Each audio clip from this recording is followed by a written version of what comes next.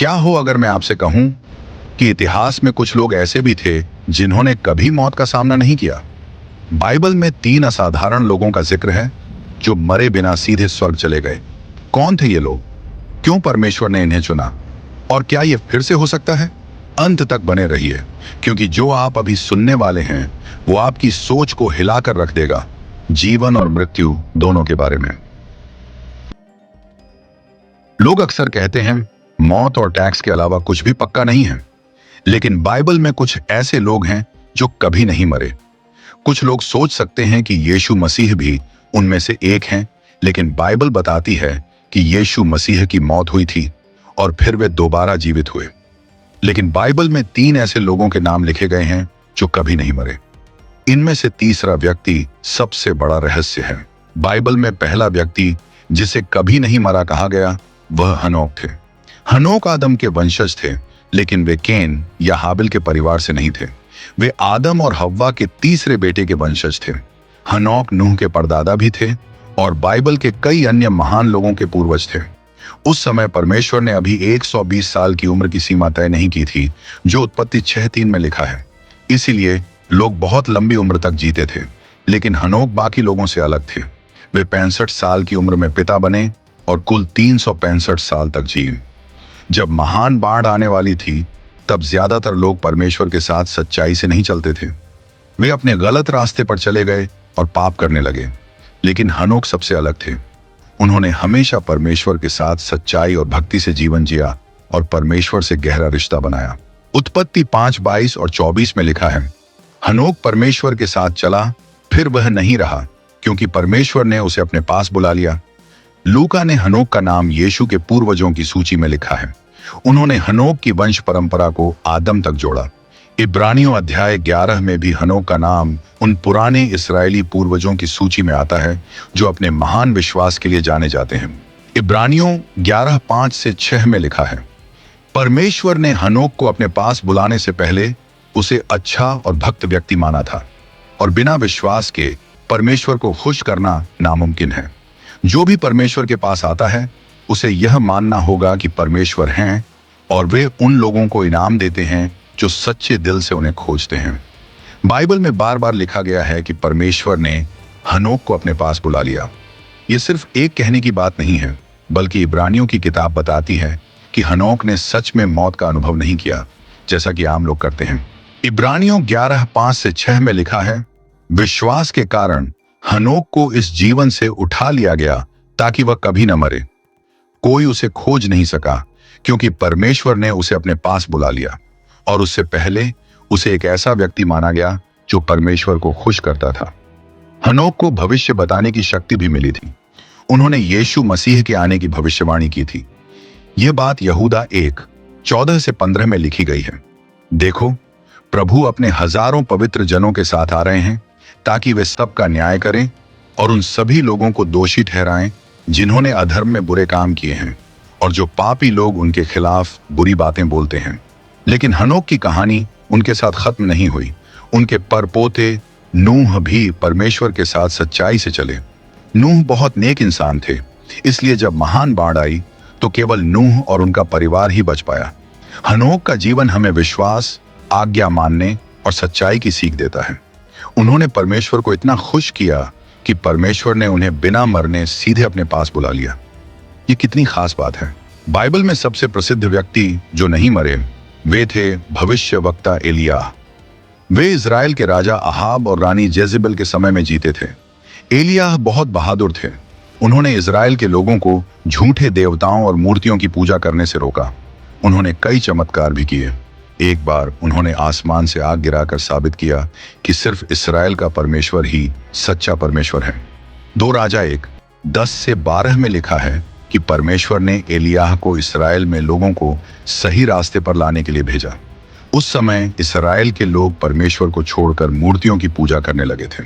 इस बदलाव की शुरुआत दुष्ट राजा यारोबाम ने की थी, लेकिन रानी जेजेबेल, जो राजा अहाब की पत्नी थी, मूर्ति पूजा की बहुत बड़ी भक्त थी। उसने अपने पति से झूठे देवता बाल के लिए एक मंदिर बनवाया। इसके कारण कई इस्राएली लोग सच्चे परमेश्वर को छोड़कर मूर्तियों की पूजा करने लगे। भविष्यवक्ता एलियाह ने जब अपने देश के लोगों को परमेश्वर से दूर जाते देखा तो उन्होंने राजा अहाब का विरोध किया। उन्होंने राजा से कहा कि वह अपनी गलती माने और फिर से इस्राएल के सच्चे परमेश्वर की आराधना करे। लेकिन राजा अहाब ने एलियाह की बात नहीं मानी। इसलिए एलियाह ने भविष्यवाणी की कि परमेश्वर सजा देंगे। उन्होंने कहा कि अब कोई बारिश या ओस नहीं गिरेगी जब तक वे खुद परमेश्वर से इसे खत्म करने की प्रार्थना नहीं करेंगे।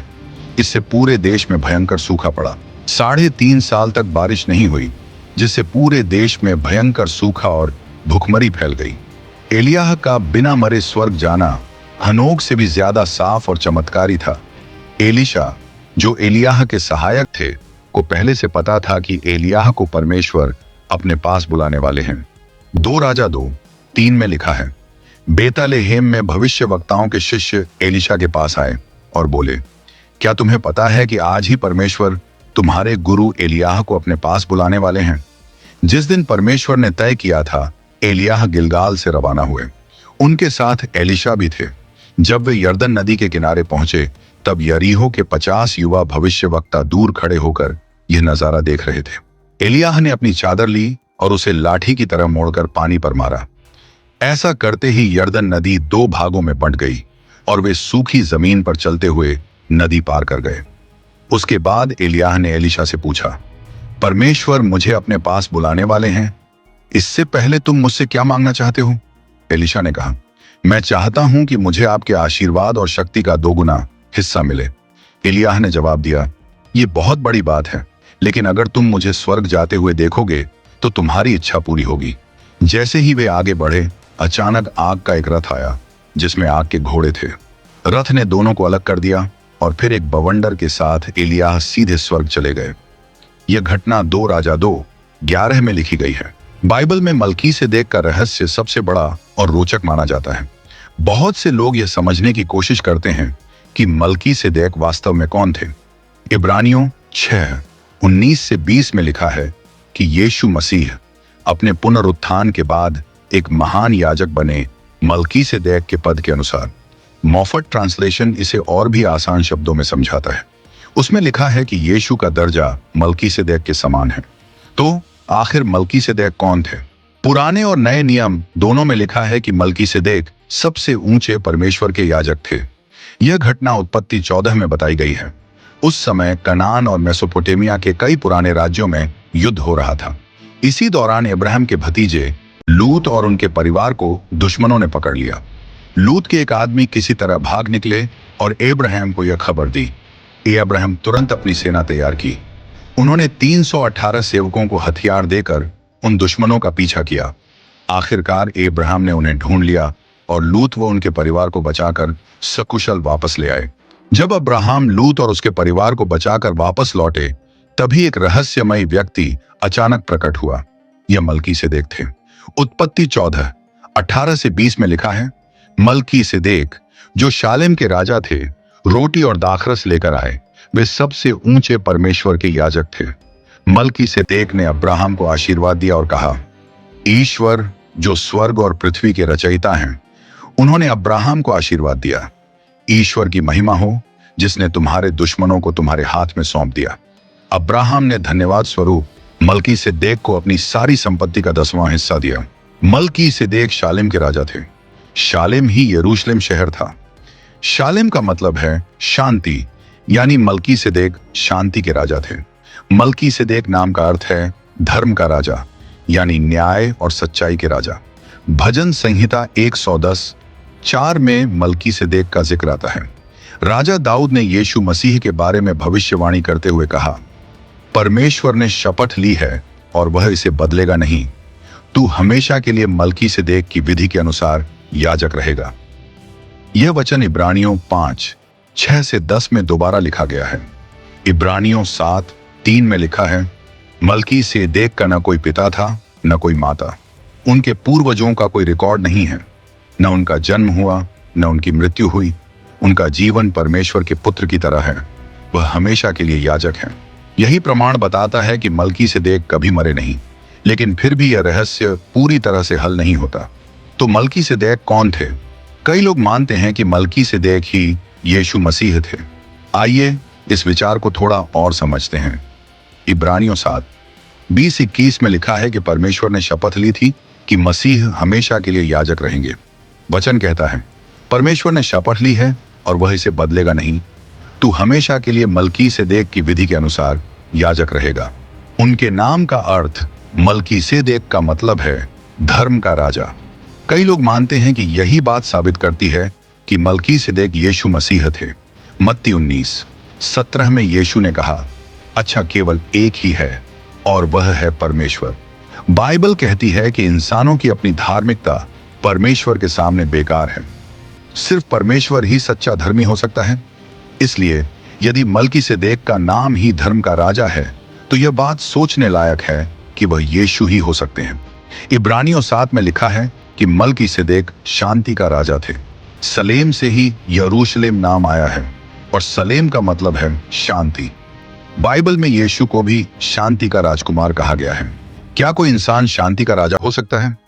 रोमियो 3:10-17 में लिखा है, कोई भी धर्मी नहीं है और उन्होंने शांति का मार्ग नहीं जाना। तो मलकीसेदेक कौन थे? कैसे कोई इंसान धर्म का राजा और शांति का राजा दोनों हो सकता है? बाइबल कहती है कि मलकीसेदेक का कोई माता पिता नहीं थे, कोई वंश नहीं था। फिलिप्स अनुवाद में लिखा है, उसका कोई पिता या माता नहीं थे और न ही उसका कोई परिवार था। इसका मतलब यह नहीं है कि मलकीसेदेक के जन्म के रिकॉर्ड खो गए थे। एजरा अध्याय 2 वचन 62 में लिखा है कि बिना ऐसे रिकॉर्ड के कोई भी इंसान याजक नहीं बन सकता था।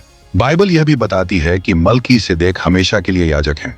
हम यह भी जानते हैं कि ईश्वर ने शपथ ली थी कि मसीह यीशु हमेशा याजक रहेंगे और उनका याजक पद मलकीसेदेक के समान होगा। क्या मलकीसेदेक और यीशु एक ही हो सकते हैं? यही बात को थोड़ा कठिन बना देती है। हम यह जानते हैं कि नए नियम में यीशु के माता पिता थे और वे मरे और फिर जीवित हुए। तो क्या मलकीसेदेक सच में यीशु हो सकते हैं जबकि यीशु के माता पिता थे और वे मृत्यु को प्राप्त हुए थे? ये कोई नहीं जानता। कुछ लोग मानते हैं कि इब्रानियों की पुस्तक लिखने वाले लेखक ने यह सब प्रतीकात्मक रूप से लिखा था। उनका मानना है कि लेखक का मतलब यह था कि मलकीसेदेक यीशु के समान थे या उनकी तरह दिखते थे। वे यह भी कहते हैं कि बाइबल में जब भी किसी ने ईश्वर को देखा तो उन्हें यह एहसास हुआ कि वे किसी दिव्य व्यक्ति के सामने हैं। लेकिन मलकीसेदेक की कहानी में कहीं भी ऐसा नहीं लिखा कि अब्राहम ने यह महसूस किया कि वे ईश्वर की उपस्थिति में थे। यह सच है कि मलकीसेदेक अचानक कहानी में आते हैं और फिर गायब हो जाते हैं, लेकिन उत्पत्ति 14 में कहीं भी साफ तौर पर यह नहीं बताया गया कि स्वयं परमेश्वर वहां मौजूद थे। एक और बात जो लोग कहते हैं वह यह है कि इब्रानियों 5:1 में लिखा है कि हर याजक इंसानों में से चुना जाता है।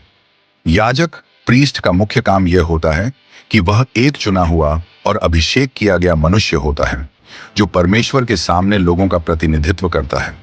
क्योंकि नए नियम में यीशु पूरी तरह से इंसान भी थे और पूरी तरह से परमेश्वर भी, इसीलिए वे हमारे लिए एक पूर्ण याजक बन सके। लेकिन यीशु से पहले बाइबल साफ बताती है कि याजक वे इंसान होते थे जो लोगों की ओर से परमेश्वर की सेवा करते थे।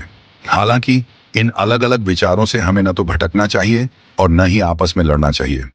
सबसे जरूरी बात यह है कि हमारे पास एक महान महायाजक हैं, यीशु, जिन्होंने हमारे पापों के लिए कीमत चुकाई, जो परमेश्वर के सामने हमारी सिफारिश करते हैं और जो हमसे अनंत प्रेम करते हैं।